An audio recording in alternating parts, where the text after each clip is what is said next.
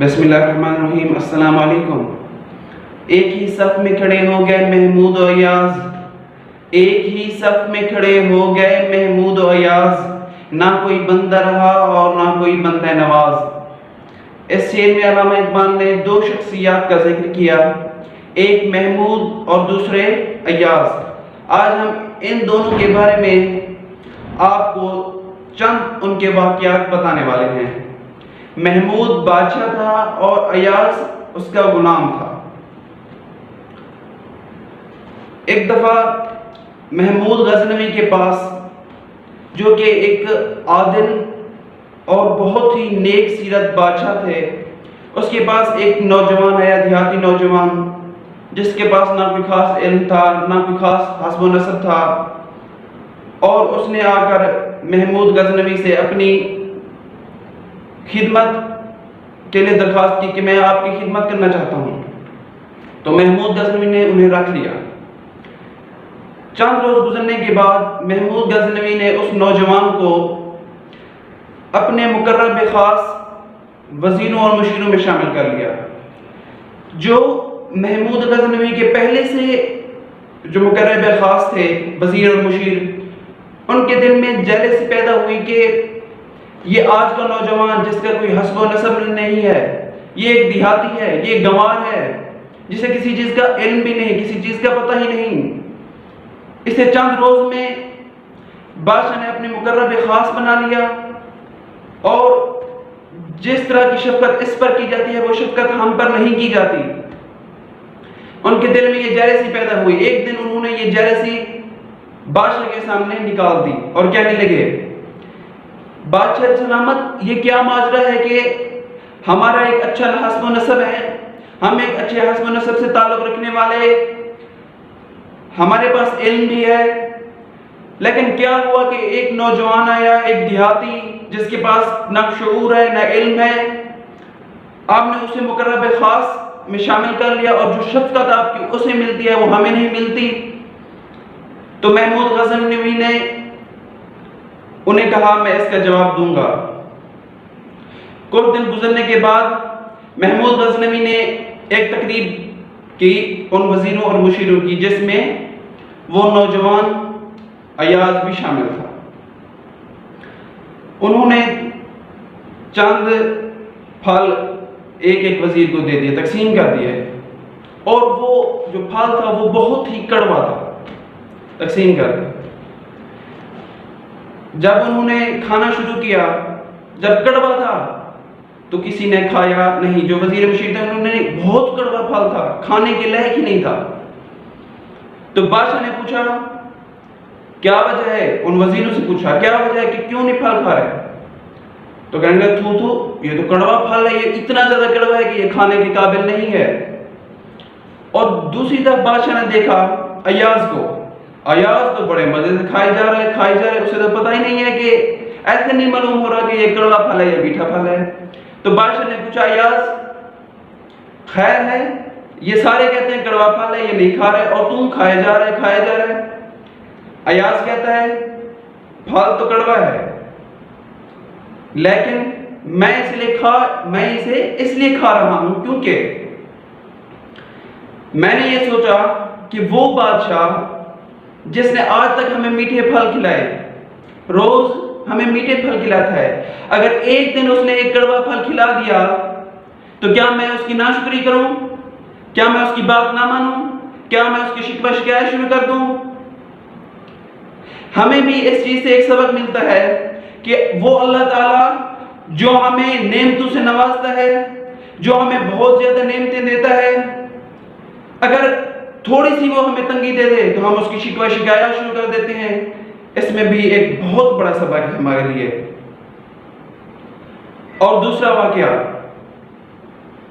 ایک دفعہ محمود غزنوی قیمتی جواہرات، ایک ہیرا لے آئے، اور انہوں نے اپنے وزیروں اور مشیروں سے کو اکٹھا کیا اور ان سے کہا، آج آپ کی ذہانت کا ایک سوال ہے، آپ کی ذہانت چیک کرتے ہیں کہ کتنا کوئی ذہین ہے۔ تو سب تیار ہو گئے۔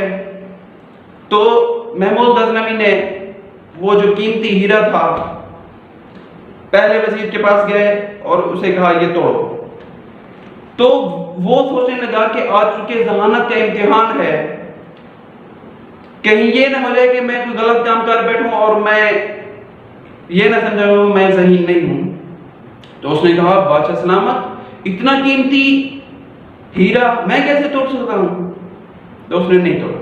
دوسرے کے پاس گئے، دوسرے نے ایسے ہی اعتراض کیا، تیسرے کے پاس گئے، تیسرے نے ایسے ہی جواب دیا، چوتھے کے، پانچویں کو ایسے. اور پھر گئے ایاز کے پاس. ایاز کو کہا یہ توڑو. ایاز نے رات کے اوپر مارا تھوڑا، وہ قیمتی ہیرا ٹوٹ گیا. تو محمود غزنوی نے اس سے سوال کیا، ایاز تو دیکھ رہا تھا کہ کسی نے یہ ہیرا نہیں توڑا، لیکن تو نے یہ کیوں توڑ دیا؟ ایاز نے کہا جب آپ نے حکم دیا کہ یہ ہیرا توڑو، اس وقت میرے ذہن میں ایک دو باتیں تھیں، یا تو قیمتی ہیرے کو بچاؤں یا تو اپنے بادشاہ کے حکم کو بچاؤں. تو میں نے فیصلہ کیا کہ قیمتی ہیرے کو تو توڑ دوں گا لیکن اپنے بادشاہ کے حکم کو نہیں توڑوں گا. تو ہمارے لیے اس میں بھی ایک سبق ہے کہ ہم جتنا بھی قیمتی چیزیں آ جائیں ہم انہیں تو چھوڑ دیں، لیکن اس بادشاہ جس نے ساری کائنات کو بنایا اس کے حکم کو نہ توڑیں. ایک اور واقعہ بھی ایسے ہے، جو وزیر اور مشیر تھے محمود غزنوی کے، انہوں نے ایاز پر الزام لگا دیا اور کہنے لگے بادشاہ کو کہ یہ جو ایاز ہے یہ خزانے سے چیزیں چراتا ہے.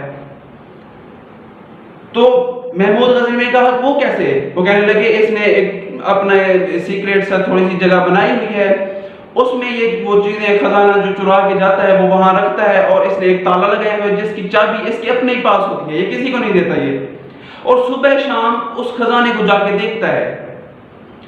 تو اسی وقت محمود غزنوی نے ایک غلام کو بھیجا کہ اسے بلاؤ ایاز کو. ایاز ہے تو محمود غزنوی نے پوچھا کہ تیرے پاس جو چابی ہے وہ دے. ایاز نے چابی دے دی. تو وہ جو وزیر مشیر تھے وہ خوش ہو گئے کہ آج اس کا راز کھلنے والا ہے، آج اس کا راز کھلنے والا ہے. محمود غزنوی نے اپنے غلام کو بھیجا، جا کے جو کچھ جس نے اپنی جگہ بنائی ہے، جو کچھ اس میں رکھا ہوا ہے تالے میں، وہ لے آؤ. تو وہ گیا، کھولا تو دیکھا چند بوسیدہ کپڑے، لباس تھا اس کا، ایاز کا بوسیدہ لباس، اور پھٹا پرانا جوتا تھا، وہ لے آیا. جب محمود غزنوی کے سامنے پیش کیا تو محمود غزنوی بہت ہی زیادہ حیران ہوئے اور کہنے لگے ایاز ان چیزوں کو تو حفاظت کرتا تھا، ان چیزوں کی حفاظت کرتا تھا، انہیں تالے میں رکھا ہوا تھا، انہیں صبح شام دیکھتا تھا، اس میں کیا مصلحت ہے؟ تو ایاز کہنے لگا جی ہاں ان کو میں دیکھتا تھا، میں صبح شام ان کو دیکھتا تھا. ایاز کیوں دیکھتا تھا؟ بادشاہ سلامت میں انہیں اس لیے دیکھتا تھا کہ مجھے میری اوقات یاد رہے. جب میں آیا تھا میں اسی بوسیدہ لباس میں تھا، میرے جوتے پھٹے پرانے تھے، لیکن آپ نے مجھے نوازا، آپ نے مجھے عطا کیا، دولت عطا کی، اچھا لباس دیا، پہننے کو اچھے جوتے دیے، اس لیے میں صبح شام ان کو دیکھتا ہوں تاکہ مجھے میری اوقات یاد رہے. ہمارے لیے بھی اس میں ایک سبق ہے کہ ہم چاہے جتنا بھی ترقی کر جائیں لیکن اپنی اوقات کو نہ بھولیں، اور یہ نہ بھولیں کہ کس نے ہمیں اتنا زیادہ ترقی دی ہے. کیونکہ کچھ انسان ایسے بھی ہوتے ہیں کہ وہ جب ترقی کر جاتے ہیں، تھوڑی سی انہیں تنگی آئے وہ جی گھبرا جاتے ہیں اور شکوے شکایت شروع کر دیتے ہیں. اس کا ذکر اللہ نے بھی کچھ اس طرح سے فرمایا، فَأَمَّا إِذَا مَا ابْتَلَاهُ رَبُّهُ فَأَكْرَمَهُ وَنَعَّمَهُ فَيَقُولُ رَبِّي أَكْرَمَنِ، کہ جب اللہ تعالیٰ انسان کو آزماتا ہے تو اسے مال و دولت دیتا ہے تو کہتا ہے کہ ربی اکرمن، اے اللہ تو نے مجھے عزت دی. تو اللہ کی تعریف میں بجالت ہے، اللہ تو نے مجھے عزت دی، ہر سب کچھ دیا، تیرا بہت شکر ہے. لیکن فَأَمَّا إِذَا مَا ابْتَلَاهُ فَقَدَرَ عَلَيْهِ رِزْقَهُ فَيَقُولُ رَبِّي أَهَانَنِ، جب اللہ تعالیٰ اس کے روزی میں، رزق میں تھوڑی سی کمی کرتا ہے تو کہتا ہے ربی اہانن، میرا رب تو بڑا تنگ ہے، ربی اہانن، میرے رب نے مجھ سے سب کچھ چھین لیا، میرا رب بہت تنگ ہے. تو یہ شکوہ شکایت شروع کر دیتا ہے، اللہ کی شکوہ شکایت شروع کر دیتا ہے۔ تو اگر آپ کو یہ ہماری ویڈیو اچھی لگی ہو تو اسے لائک ضرور کیجئے گا اور اسے سبسکرائب بھی کر دیں اور بیل آئیکن کو بھی دبا دیں تاکہ ہماری ایسی ہی اچھی ویڈیوز آپ کو ملتی رہے۔